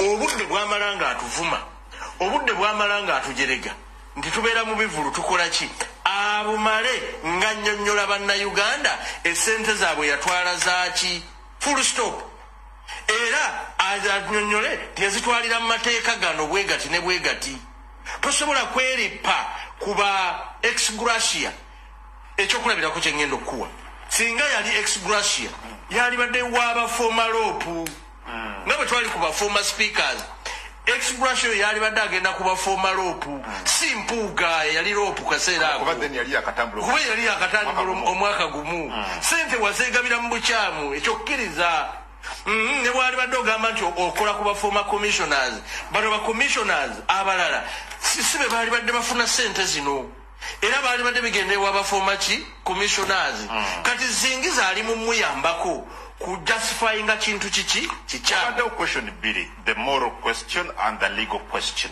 Was the legal question settled, yes or no? Not settled because the two parties were not listened to. Fe twagala omulamuzi kyova njagadde nnyo judicial review fe aba complaininga ku Mpuuga tuwebwe omukisa tulete evidence yaffe fe ne bwetugamba ndi mu parliament muveeyo obusango bugwera mu kooti ne ba commissioner badde ku side eri bannayuganda balabe ani alimba lwaki baagala oyo omu ono wakubiri they are started getting compromised by forces from this parliament. This ruling here, we call upon the Chief Justice to review it, whether it's genuine or not. These fools took themselves to court. These thieves, they took themselves to court, created their own case and it was passed in their favor. This ruling has nothing to do with our petition. It has nothing to do with our petition. Our petition was on grounds provided by the rules of procedure of Parliament. Rule 110. And also, our petition has other grounds. We are not looking at the service award alone. We are looking at issues of misconduct. What are these issues? Commissioners giving themselves illegal trips with their spouses. Somebody is going away for a trip, benchmarking trip for 30 days, which is not there in actual sense. Illegal recruitment in this parliament, where the commissioners have their own relatives, sisters, brothers, husbands. These are all matters of misconduct. So, our motion is still relevant. It must appear on the order paper. Nobody is going to fool us in this parliament. If you don't know to interpret the law, if you don't know how to interpret our petition, then you should hire machineries or lawyers to come and interpret for you. There is no way. This is uncalled for. Now, Parliament was adjourned last week to Tuesday tomorrow. The Speaker herself has written referring tomorrow's Parliament to be on 28th in Gulu. There is no regional parliamentary sitting that we are going to accept. It is theft. It is theft of taxpayers' money. It is theft of taxpayers' money. Which special message is going to be sent in Gulu that cannot be sent from this parliament here centrally? Nobody knows the budget. They are actually trying to account for already stolen money. If not, where is the budget for the regional parliaments? Everything is hidden. So we are telling you Ugandans, reject it. Gulu will be a battlefield. Gulu will be a battlefield. We are calling upon Ugandans, the taxpayers, to come out and block that city. It is uncalled for. We are not in support of any regional parliamentary sitting. I call upon people in Barara to block it. People in Mbale should block it. People in Masaka rise up and block it. Stealing of your money, taxpayers' money. All the sittings, those regional sittings, can be done from here in this parliament. It's just a matter of saying, on Tuesday, we shall deal with the matters of Northern Uganda. On Wednesday, we shall deal with the matters in the order paper of matters of what? Western Uganda and Barara. It is easy to give a day and deal with the matters of Mbale. I mean, Eastern in Mbale, instead of going to Mbale. Why you move? Why spend money on accommodation? Why spend money on ABCD? Why give members allowance, extra money to move to Gulu? For what? Ugandans, please, please, please, wake up. Don't allow those regional parliamentary sittings. Don't, Ugandans, don't. It's too much. It is too much. You cannot do that. We are standing for our motion. We need a debate. Why is the speaker not being neutral? Why is Anita Among not neutral? Why is she trying to take sides? If all fails, we shall take her to court. We shall take the speaker Anita Among to court. We shall take her to court. What's the space? We are not giving up. We shall fight for the rights of Ugandans until the end in this parliament. This 11th parliament. All right. Njagala okwata olupapula n'ekkalaamu osooke nkusomesa ebintu bino bitegere bulungi nnyo. Kwata olupapula n'ekkalaamu okutegeeza ebintu bino bitegere bulungi nnyo. Oyinza okuba lumbu ye tomwagala. Naye ng'ekigambo kye kimuvuddemu kigenda kutaasa ggwe oba omuntu omukwano gwo. Goyinza kuba member parliament or politicians in Uganda tobaagala. Ne at one time when they come out to speak, ebigambo byabwe bitwale in that particular moment.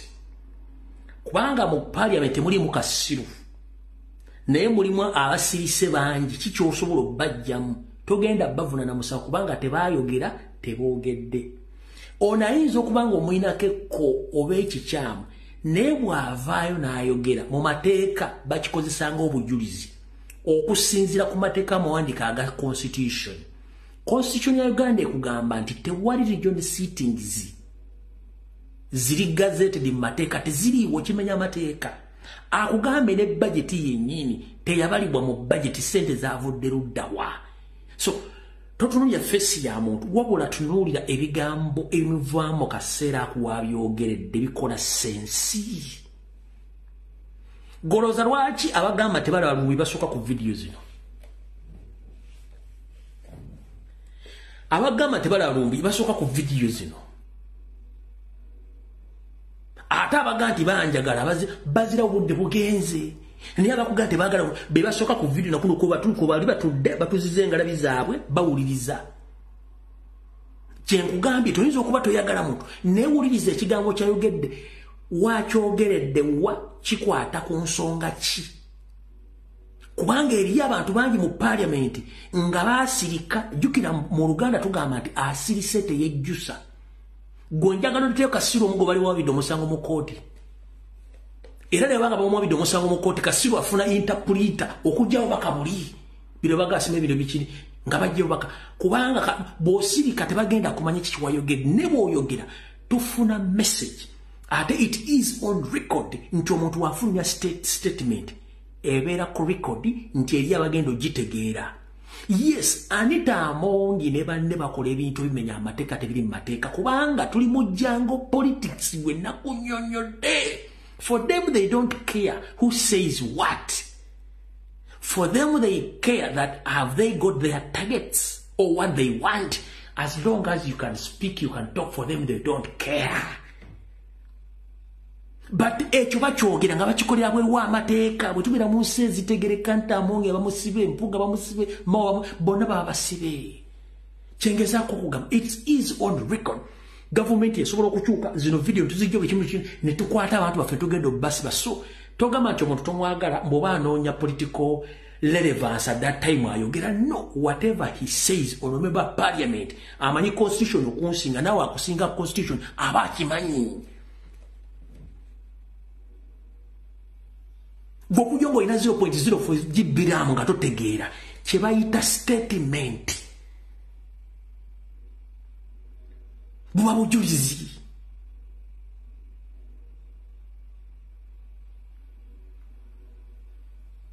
Tubaga nti asiise teyejjusa. Teryasobola kutegeera ng'osirise. The moment kasita oyogera nove muntu ategeera kyobadde oyogera. Era kyovula nabasomesa facial expression, body language. Nga tuvudde ku muntu asobola kubanga bakuba n'okubira ekifaananyi kino kyali kyogera ebigambo. Waki gw'oyogerera ekifaananyi? Photographic interpretation. Bakuba ekifaananyi. Wenaga ekifaananyi kino omuntu egeri gyadde atunudde aye kati adde musanyufu. Ekyo tuyita okusoma ekifaananyi olulimi lw'omubiri ne face ne batayogedde ng'ekigambo face yennyini ekyogera. Gwe kwennyini oyinza okujja ku mulimu nga face ekwekabye omuntu alaba olina stress oli depressed nga ye tannakugamba nti nina ebintawanya wabula gwe olaba face nga londo leero teziriika labika alina ebizibu. Anti lwaga nti walina ebizibu landodi amangi obwana bukaaba obwana bufuka bupa mama neibango. So njagala batendeka ekigambo kimu oba mukitegeera ekigambo kimu nti eggwanga balifugira mu bumenyi bw'amateeka. Eriyo ba MOP ekituufu nga balumwa naye nga batono okuyisaawo ekintu ekyo. Kati bw'ava n'akola statement oba omwagala oba tomwagala oba mukyamu ng'omanyiko enziro ekiseera wayogeredde ekintu ekyo kyekituufu kyaba ayogedde kubanga akimanyi kimenya mateeka. Tofa ku face ye n'amanya ge no fa ku kyafulumiza.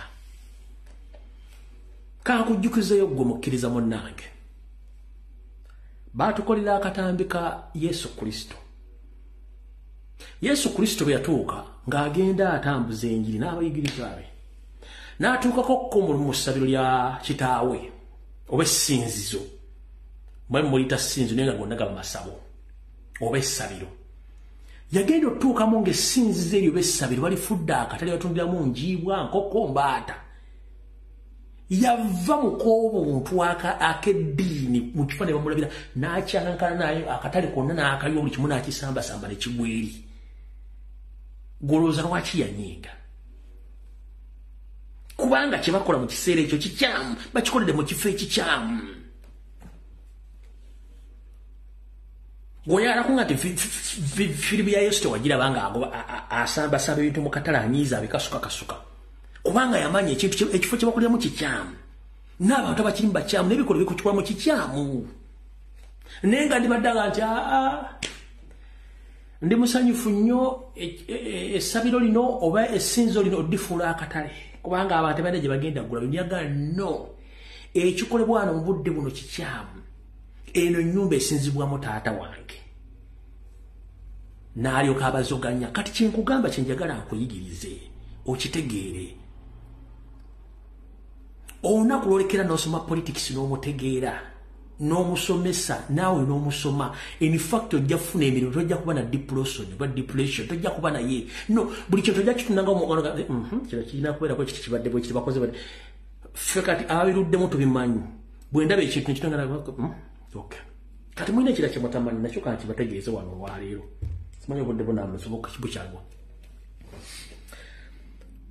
bwe navudde nenkuwa project eya structures ezakoleddwa abasajja ba Pirawo League ne Democratic Party mu kulonda ko balonze okuva Entebbe Wakiso Kampala Mukono zadde zijjudde mu Pirawo League ne DP Buloko omanyi lwaki babikoze ebintu ebyo nga president aliwo kubanga bakitegedde baagala kuyisa ebintu bino president agenda okujja nga bamaze kati bagende mu region okuddamu okulonda ebifo birangendo bateredde bamaze kati kituuke okuba nti bagenda mu kulonda okukyusa obukulembeze oba okulonda agenda okwesimba okukaadi ya Nuupu Mpuuga ne banne abandi badde basigala bali bagenda kuba president ekigo n'enkoona ennyooke kyemutaategeera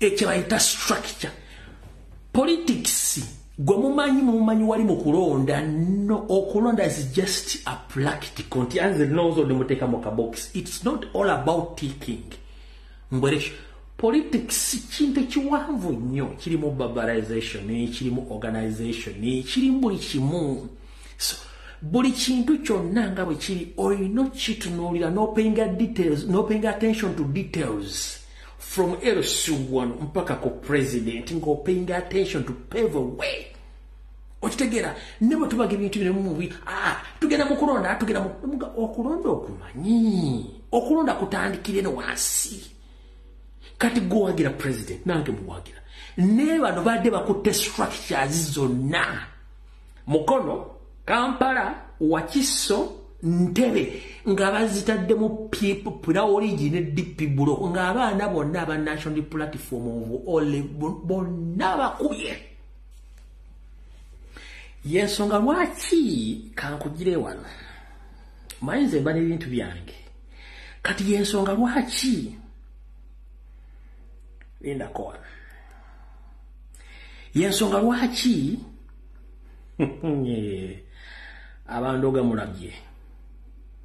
abandoga mulabye kati yensonga lwaki wuliriza bulungi nnyo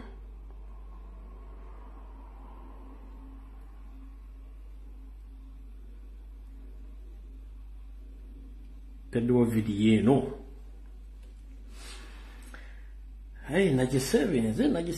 nagisevinze oba nedda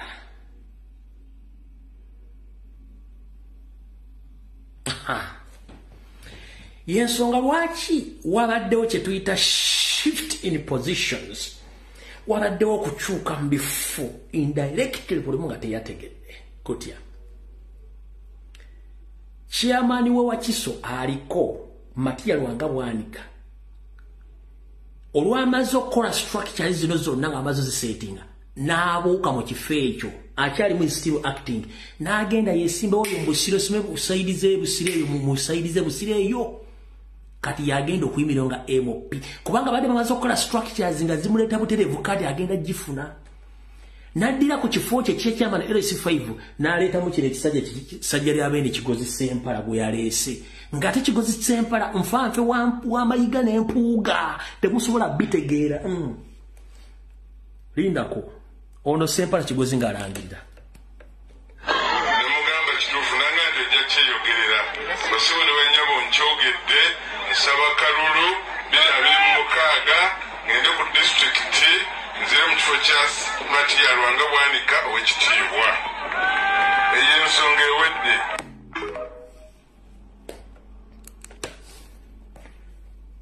awo nyimbiramu kali akayimba k'abakika banavuka bani olwa akayimba vuka kabanyimbira kanyumiranga nnyo nti halo dali osibyo tyajoleye bweru akayimba kanyumiranga nnyo kati bano gwe muzanyi gobazanya nga temubamanyi bo batulali ba setting ekintu kyabwe nga bwe mwebase muli muti mugenda okuzuuka muti nga bakintu bakimaze dda kati boba bakoze shift in positions nga amaze okulona okuva ku LC1 LC2 LC3 bakansalazi buli kimu paka ku district nga president aliwo nga n'ekitebe kikalu Mr. President nkusaba ne secretariat buli mbaate yabaddeyo ku lunaku olwo bakulage video ezabaddewo yonna ogiyiwe nkiddamu Mr. President saba old footage eyabadde ku kitebe nga bakola obuvuyo bonna abaddeyo ku kitebe bonna bagobe otherwise oli mbuzibu abaddewo mu byalo tubere bakoze ku kitebe n'abalese n'abayaya ku Rwanda bakuwe footage buli abadde ku kitebe omwo kibonna bagobe embata zanete kubanga piba abantu bagenda okukuba ekibo nga tomanyi bano ne bamuzanyisa politics ojango politics mubi nnyo wa Museveni gwakola oyo they don't think about removing Museveni they think about their position that's their main objective bantu sobola baka kujja ku Museveni ndio basajja bakulu mugende munoonye emirimu mukole twagala service delivery so sikubera mbuyinza in fact tunonya abana bagenda kunga bantu kujjako Museveni mukalwa akajja ko tetwagala banonya bifo we are not invite job seekers twagala ba revolutionist mumpulira kulungi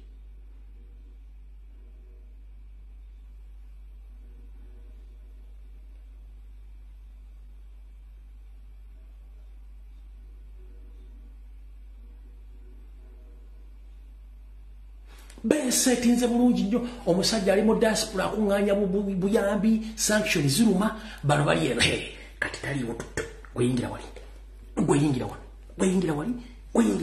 kati kibakoze ekyo tekibamanyi kikino buli mukulembeze wa national platform bwana agenda kulumbe okwanjula oba ekintu kyonna mpuuga Anita Amongi bategesewo obubinja ng'obubinja olwo babuleta babiwa ku mikolo ng'olukuwa microphone national unity platform ng'endulu etandika twakowa temujja kwogera wano biki kigenda twakowa kyagwenga ezo sente zitambula abikola ba DP na Piraoligi Anita Amongi yasasula n'empuuga nakyo temunnakibuuka muli awo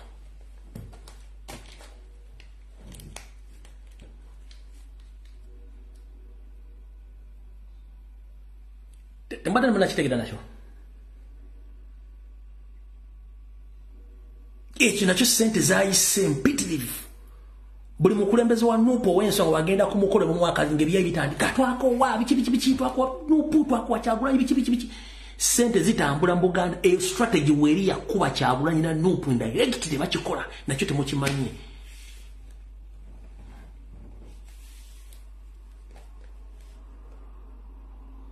nyingi bagaye mu kitegeere bino tojja bisaako edi BS simanyi BS simanyi ale ojja bisaako social media kuba n'amanyi okukola politics n'omwogerera n'obuvuno obudde bw'ebyobufuzi temujja bitegeeramu naye mujja bitegeera kifuba kale n'olw'ensonga eyo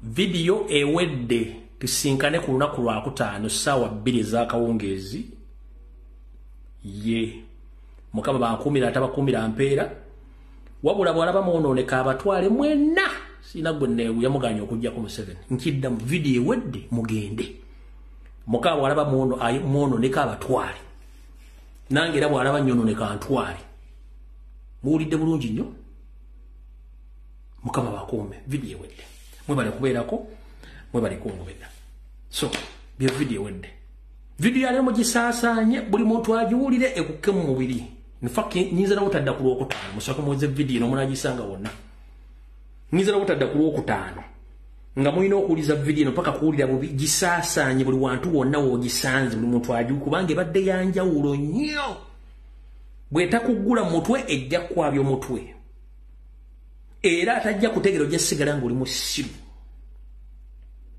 kubanga n'abasiru bakula bazaala bazukuza ate bafa kati saagala musigale mu kkoera erimu Mukama bakumira takumira mpeera kuma Ssaabasajja Kabaka kuma Buganda kuma Robert Kyagulanyi Ssentamu buli omu Mukama kuma famire era omwe kyasinga okwagala obazuukuse mututu balimu bategere ensonga zino balime kubanga abo abatwalibwako ewaabwe ng'ate balina okutegeezebwa okwenjawulo abantu bano bandibadde beesimbu nnyo oba beesiimu nnyo tulina abantu abasobola okujja ku social media ne boogera ensonga zino okusinga abalala basirise kale nno njagala kugamba faa nnyo okulaba ng'otambuza information ku lwa Katonda n'ensi yange Mukama bankuumire atakuumira mpeera mweraba